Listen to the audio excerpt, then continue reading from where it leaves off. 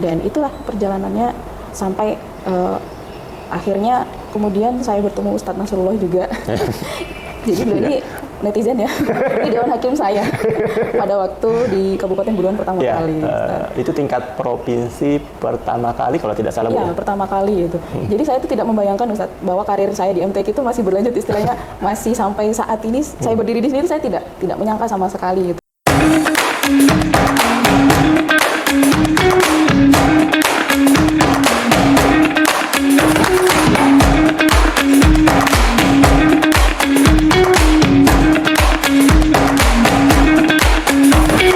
Assalamualaikum warahmatullahi wabarakatuh. Langsung dari Hotel Harmonis Kota Tarakan. Selamat datang di podcast Si Anas, tempat ngobrol santai, cerita ringan, dan berbagi inspirasi. Di sini kita akan membahas hal-hal sehari-hari, dari yang receh sampai yang serius, dari peristiwa bahagia yang mengundang tawa sampai hal-hal sedih yang berakibat tetesan air mata, tapi tetap bermakna dan asik tentunya. Bersama Si Anas, setiap cerita ada maknanya. Edisi spesial pada hari ini, kita akan mewawancarai pelatih dari kegiatan Training Center untuk persiapan Kapilah Provinsi Kalimantan Utara menuju Kendari, Sulawesi Tenggara. Bagaimana keasian ngobrolnya? Mari kita saksikan bersama. Saat ini kita sudah bersama dengan pelatih KTIH, Karya Tulis Ilmiah Hadis, Ibu Zulfa Zanatin Alia.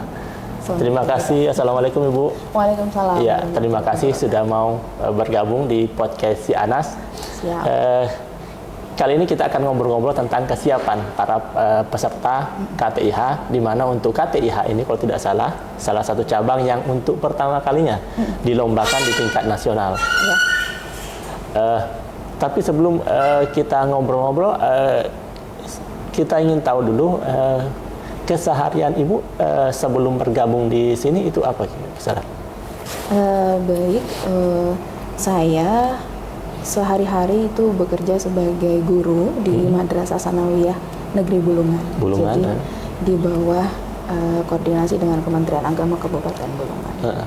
Berada di Kementerian Agama Kabupaten Bulungan, salah satu ASN yang bekerja sebagai guru ya. Tahun berapa bergabungnya di ASN Kemenak Bulungan? Tahun 2020. Sebelum itu Ibu asalnya dari mana atau memang asli dari Bulungan? Ya, jadi kalau kita bicara riwayat ya Pak. Ya. Jadi saya itu baru lulus kuliah S1 itu 2015 dari Universitas Borneo Tarakan. Tarakan. Ya, nah itu kemudian saya bekerja di Nunukan dan kemudian 2017 lanjut S2 di Malang. Sempat bekerja di Nunukan. Itu kerja apa itu Bu? Itu di Asuransi Tenaga Kerja Indonesia. Itu yang setelah S1 ya Bu? Setelah S1. Ya. Kemudian melanjutkan pendidikan di Malang sampai 2019. Setelah itu ikut 2019? 2019 ikut tes CPNS dan tahun 2020 hijrah ke Tanjung Selor. Dari Malang langsung ke Tanjung Selor. Iya. Aslinya dari? Aslinya sebenarnya saya dari Jawa ya Pak ya. Jawa. Orang tua di mana Bu? Orang tua itu penempatan tugas di Sembakung, Kabupaten Nunukan. Sembakung, Kabupaten Nunukan. Jadi istilahnya saya itu S1 itu kenapa saya pilih Borneo, padahal sebenarnya banyak potensial di Jawa kan Pak. Tapi saya pilih Borneo karena supaya dekat sama orang tua saya gitu. Jadi saya hijrah lah ke Tarakan itu untuk supaya lebih dekat sama orang tua. Nah sebentar dulu, Ibu supaya dekat dengan orang tua. Sebelumnya berpisah dengan orang tua maksudnya? Iya Bapak, Ibu kan PNS di Sembakung, di Nunukan, saya di Jawa sama kakak, sama adik saya. Oh begitu, tidak ikut Ibu? Sampai SMA. Sampai SMA? Jadi kuliah, saya mau dekat, mau birrul walidain ceritanya. Jadi ya udah cari yang dekat sama Kaltara, di Kaltara gitu, yang ada di situ negerinya cuma baru Borneo. Oh iya iya. Nah disitulah saya itu ikut MTQ yang akhirnya berkecimpung di dunia MTQ. Ibu ikut MTQ langsung di cabang Karya Tulis Ilmiah itu ya? Apa yang membuat Ibu tertarik dengan KTI itu? Sebenarnya pada waktu itu 2012 itu saya tidak tahu ya Ustadz kalau ada informasi di MTQ itu ada cabang menulis gitu kan. Kalau orang umum itu kan taunya MTQ itu ngaji gitu. Sampai sekarang itu seperti itu pandangan orang. Wih, MTQ taunya hanya tilawah. Padahal ada cabang karya tulis ilmiah, cabang menulis di situ. Jadi yang memberitahu saya itu yang pertama orang yang memberitahu saya itu adalah Ustadz Haji Aliansyah. Jadi beliau sebenarnya orang di balik saya kenapa bisa masuk di KTI ini, Ustadz. Ustadz Aliansyah itu kenalnya di mana, Bu? Dulu beliau itu penghulu di KUA Tarakan Tengah kan, Ustadz. Di situ saya masih kuliah posisi waktu itu. Jadi kebetulan orang-orang teman-teman dekat saya itu, sahabat saya itu ya dekat sama orang-orang Kemenak begitu. Jadi diajaklah pada waktu MTQ tingkat kecamatan Sebengkok itu. Ketertarikan, Bu, ketertarikan tentang karya tulis ilmiah itu kenapa, Ibu? Atau memang Ibu hobi menulis? Dan itu memang hobi menulis. Hobi menulis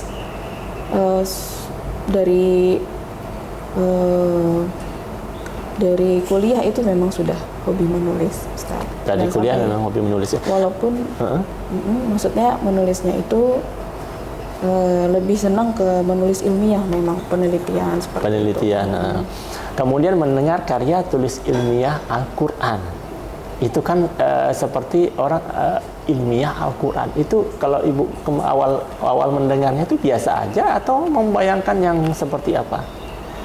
Membayangkan yang pertama kali mendengar itu saya membayangkan kok bisa disandingkan gitu ya ilmiah dengan Al-Quran gitu, Ustaz. Karena setahu saya Al-Quran itu sudah mutlak gitu, perlu penelitian apa lagi begitu kan. Sementara ilmiah kan perlu ada proses metode penelitian dan lain sebagainya. Ternyata ketika saya membaca, ternyata sifat dari KTI Quran ini adalah populer ilmiah, jadi tidak 100% ilmiah gitu. Bukan ilmiah klasik ya. Jadi sifat tulisannya itu reflektif, referensial gitu ya. Artinya populer dan ilmiah. Kata-katanya mengalir dan tidak terlalu kaku semacam skripsi ataupun tesis seperti itu. Itu belajarnya memang sendiri aja dengan referensi atau meriset dengan teknologi yang sekarang yang memang lebih memudahkan, atau ada orang yang tempat berlatih itu? Pada waktu itu, waktu masih mahasiswa dulu, sendiri ya? Memang sendiri sambil saya membaca referensi. Dulu ada YouTube ya, sempat saya buka YouTube, kemudian saya lihat contoh dari karya tulis ilmiah dari daerah lain seperti itu, Ustaz. Dan itulah perjalanannya sampai akhirnya kemudian saya bertemu Ustadz Nasrullah juga. Jadi beliau ini netizen ya, di Dewan Hakim saya pada waktu di Kabupaten Buluan pertama kali. Itu tingkat provinsi pertama kali kalau tidak salah, Bu? Ya, pertama kali itu. Jadi saya itu tidak membayangkan, Ustadz, bahwa karir saya di MTQ itu masih berlanjut, istilahnya masih sampai saat ini saya berdiri di sini itu saya tidak menyangka sama sekali gitu. Saya sempat vakum dulu itu kan. Sempat vakum di? Karena sudah habis umurnya kan, Ustadz. Oh, sudah lewat untuk jadi peserta itu? Untuk jadi peserta, jadi terus saya melanjutkan kuliah. Kemudian kan vakum itu ya, karena setelah itu hijrah ke Bulungan, nah di situ baru mulai lagi. Itu terlibat pertama sebagai panitera. Sebagai panitera. Itu Pak. Kemudian naik jadi sekarang posisinya sebagai Dewan Hakim. Sekarang terakhir Dewan Hakim di provinsi. Iya, luar biasa, teman-teman. Itu pencapaian dari peserta, kemudian ke panitra, kemudian naik ke Dewan Hakim. Itu proses tahapan-tahapan SOP, sesuai SOP gitu ya. Jadi artinya tidak langsung melompat ke Dewan Hakim, tapi memang benar-benar telah memahami itu. Dan kita juga percaya bahwa setiap orang-orang yang berilmu itu derajatnya akan diangkat dan dimuliakan. Itu sudah janji Allah. Kemudian melihat ke depan, masa depan KTI itu seperti apa, Bu? Karena kita tahu kalau kadang-kadang ya kalau kita lihat kaligrafi itu ada pesantren kaligrafi, artinya ada penyaluran bakat di situ. Kemudian karya-karyanya juga bisa dipajang. Kemudian untuk KTI sendiri, karya tulis ilmiah Al-Quran ini sendiri atau hadis, itu Ibu melihatnya masa depannya seperti apa dalam tanda kutip? Ya, seperti itulah.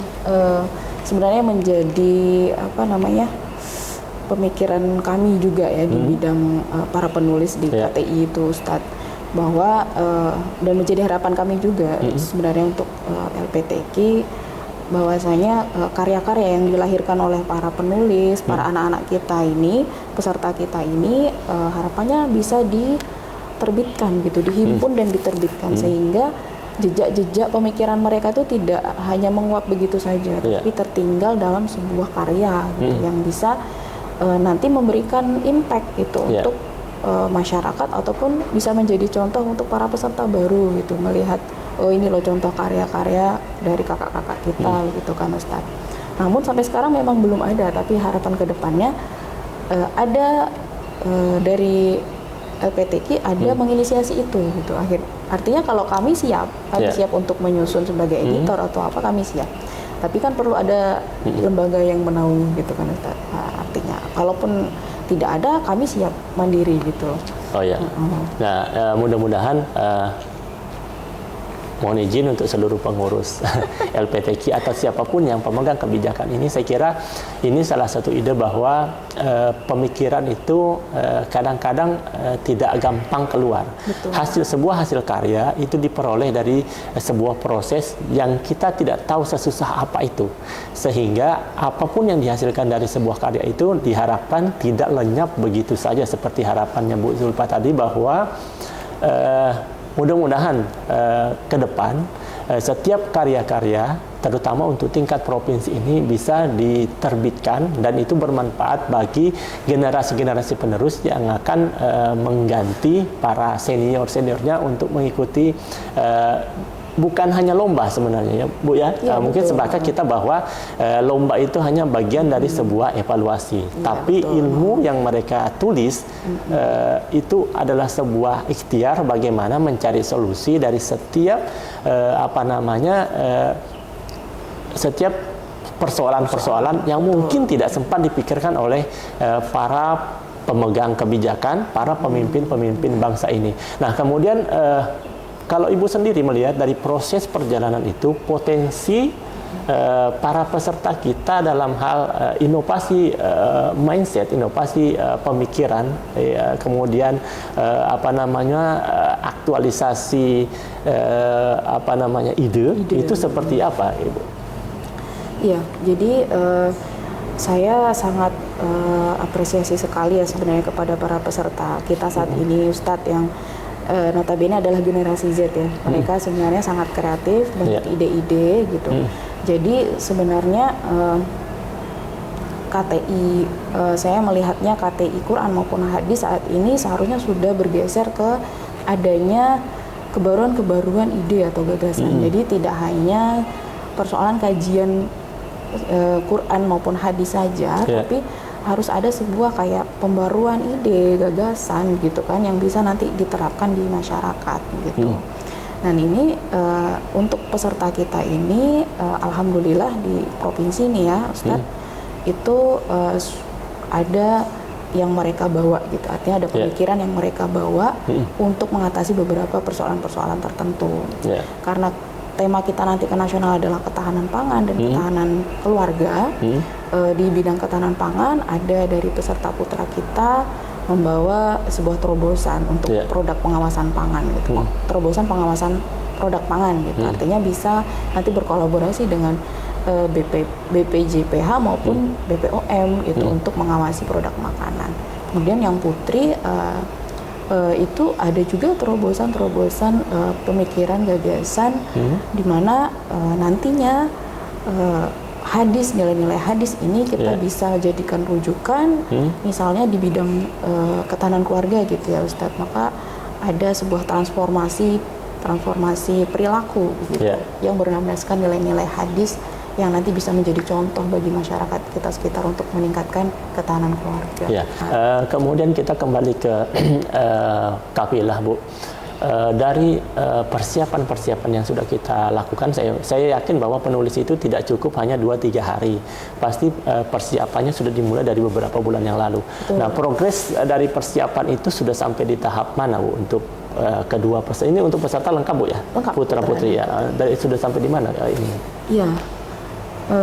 Untuk saat ini tinggal finishing untuk makalah kedua, Ustadz. Jadi mereka ini kan karena ada kesibukan, jadi baru sempat membuat satu. Tapi alhamdulillah karena adanya TC dari LPTK provinsi ini, akhirnya terpusatlah konsentrasi mereka kan. Dan akhirnya alhamdulillah ada untuk tema satunya sudah dapat kerangkanya, dan ini saya lihat terakhir tadi tinggal finalisasi ya. Jadi kesulitan di dalam proses pendampingan ini apa kira-kira Bu? Karena yang saya tahu memang ini cabang pertama dilombakan untuk hadis ya, karya tulis ilmiah, yang sebelumnya kan karya tulis ilmiah Al-Quran, sekarang hadis. Apa kesulitannya? Dan apa sih yang membedakan hadis dengan Al-Quran di dalam KTIH itu? Benar Ustadz, jadi kesulitan, tantangannya ya. Tantangannya ya. Menurut saya tantangannya itu bagaimana kita menginterpretasi hadisnya itu. Kalau di dalam KTIK kan kita sudah memiliki banyak contoh-contoh karya ya Ustadz. Kita bisa lihat rujukan dari misalnya yang dulu juara 1 nasional, itu kita bisa lihat di susunan tulisannya seperti apa. Sudah ada referensinya gitu Bu, ya? Setelah kita merujuk ayat Al-Quran, di bawahnya itu biasa kita merujuk juga kitab tafsir gitu kan. Kemudian baru kita interpretasi. Nah kalau hadis ini kita masih bingung gitu. Dan juga teman-teman ini, para peserta kita ini karena masih asing di hadis, jadi istilah-istilah hadis, kemudian kitab-kitab hadis itu tidak terlalu familiar seperti kitab-kitab Al-Quran dan tafsirnya gitu. Jadi semacam Fathul Bari, Bulughul Maram itu baru sedikit kan, sementara banyak kitab-kitab hadis lain dan kitab-kitab syarahnya juga itu. Nah itu tantangannya. Jadi bagaimana mensyarah hadis, menginterpretasikan hadis itu sesuai dengan bahasa kita, sesuai dengan pengetahuan kita yang relevan dengan isu yang diangkat gitu Ustaz. Gitu. Dan mengenali hadis lebih dalam ya. Betul. Karena hadis itu kan bermacam-macam, tidak ada Al-Quran valid kalau Al-Quran. Kalau hadis itu ada yang sahih, ada yang hasan. Dan kemudian ada di satu kitab, ada juga di kitab lain gitu. Artinya ada di kitab Bukhari misalnya, ada juga di kitab Muslim dalam satu redaksi itu Ustaz. Itu mungkin yang membuat, dan nomornya kan berbeda-beda tiap sumber itu Ustaz. Nah itu mungkin yang membuat teman-teman itu sedikit bingung pada saat itu. Kemudian. Jadi pendekatannya itu agak susah juga ya memang. Kalau Al-Quran kita hanya melihat ada tafsirnya, tinggal kita melihat asbabun nuzul misalnya. Kalau hadisnya kan asbabul wurud itu kan beda-beda. Memang satu, tapi dalam kitabnya kan beda-beda. Nah itu kayak apa yang sejauh ini itu seperti apa peserta untuk memilih yang terbaik itu? Akhirnya kita kerucutkan, kita sempitkan lah gitu. Yang paling identik dengan idenya ya. Identik dengan ide, dan selama hadis itu sahih, dasarnya kuat, kemudian sumbernya ada, ya sudah gitu. Itu yang kita pakai, tidak perlu kita bingung. Misalnya di sini nomornya beda Bu, yang sini beda, kemudian di sini kitab ini begitu kan. Artinya selama kamu punya sumbernya jelas, valid dan sahih, kemudian bisa relevan sama isu, ya itu yang dipakai. Ya, kemudian dari persiapan ini seberapa yakin Ibu dengan peserta kita untuk berlaga di tingkat nasional? Iya, ada beberapa evaluasi ya Ustadz. Masih ada untuk tulisan itu. Ada beberapa masih kurang luas bahasanya, jadi keluasan wawasan kebahasaan itu masih perlu banyak koreksi gitu. Namun dari ide, dari kemudian kreativitas, dari gagasan itu insya Allah masih bisa lah dipertarungkan di nasional gitu. Dan yang terakhir Bu, harapan Ibu ke depan kepada peserta maupun kepada hasil karya para penulis itu apa harapannya ke depan? Kedepannya semoga peserta ini dapat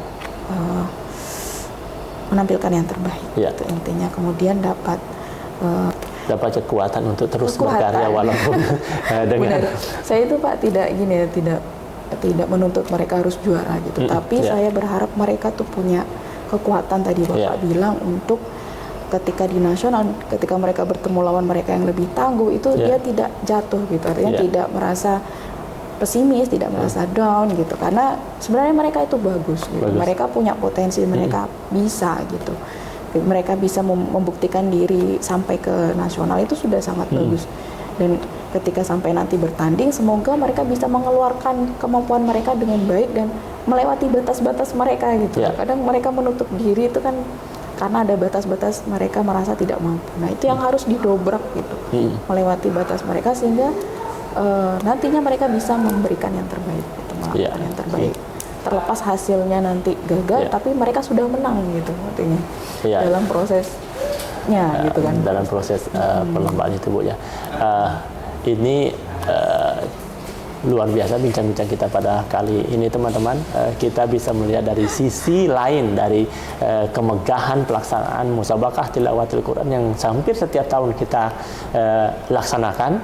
Di luar sana mungkin terlihat hanya seremoni, bagaimana kemewahan dipertontonkan, bagaimana para peserta tilawah dengan suara indahnya. Tapi di sisi lain itu ada salah satu sudut proses yang terkadang terlewatkan, bahwa menulis itu juga bagian dari proses pembinaan itu yang juga tampil di tingkat nasional dengan kedudukan yang sama. Tentu saja pemberlakuannya juga sama, dan kita sangat berharap bahwa dari sisi penulisan ini muncul sebuah ide-ide yang bermanfaat dan bisa dimanfaatkan. Karena walaupun itu idenya bermanfaat, tapi kalau tidak dimanfaatkan, tidak ada ruang untuk menggali, kemudian membahas dan menjadikan sebuah proses untuk menjadi sebuah program yang bermanfaat bagi masyarakat, itu juga akan menguap begitu saja. Dan mudah-mudahan ke depannya ada langkah-langkah dari siapapun itu yang bisa memberikan ruang kepada para penulis untuk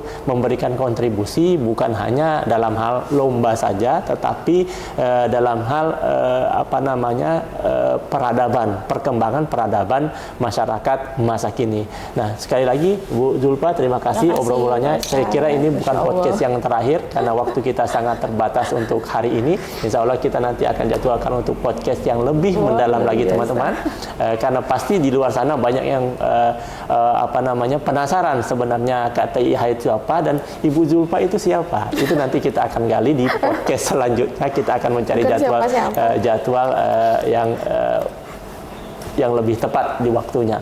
Baik, terima kasih sekali lagi, dan juga teman-teman di luar sana, terima kasih telah menonton acara ini, dan kita akan terus memberikan informasi-informasi yang inspiratif, dan mudah-mudahan kita semua diberikan kemampuan, kesehatan, terutama kepada para kafilah untuk menampilkan yang terbaik dari dirinya pada saat di Kendari nanti. Dan kita berharap bahwa apapun itu, yang jelas semuanya menjadi hasil yang terbaik. Masalah juara 1, juara 2 atau juara berapapun itu, yang kita harapkan adalah mereka semuanya memberikan yang terbaik dan mendapat barokah tentu saja.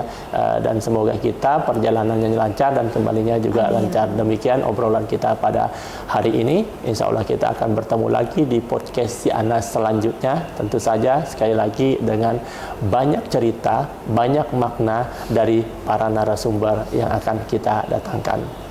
Terima kasih sekali lagi Ibu. Kita undur diri. Assalamualaikum warahmatullahi wabarakatuh. Waalaikumsalam warahmatullahi wabarakatuh.